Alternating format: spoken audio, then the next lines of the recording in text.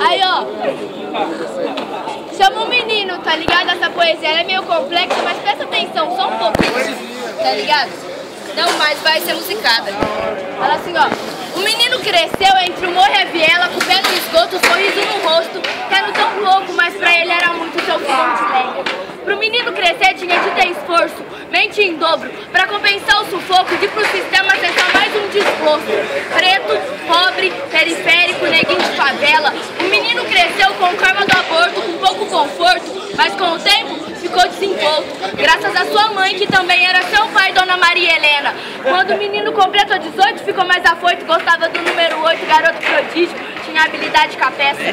Menino perito, piloto de fuga, deixava a Dona Maria em prantos, chorando pelos cantos, pois ela já sabia que eu entrar nisso se envolve cassina de terminar morto dentro de uma cela. Mas o menino era repleto de requisitos, se achava o dono do destino, dizia que quando era sua hora puxava o gatilho, só que numa dessas se inverteram as cenas.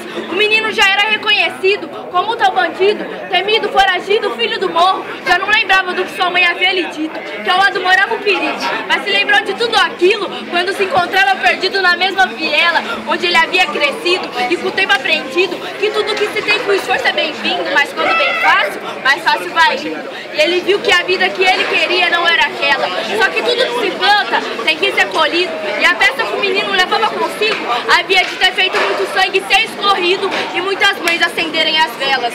Agora era sua hora de acertar as contas com o destino. Na mesma viela onde se encontrava perdido, havia o primo de uma das vítimas da peça do menino e o coração dela. Ao pensar que talvez aquele seria seu último suspiro, estava vulnerável, sujeito a tomar um tiro. Só que o que não imaginava o menino é que o primo da vítima lhe daria um livro ao invés de pagar na mesma moeda. Então não paguei na mesma moeda, tá ligado, tio? Se te der um soco, dá um abraço.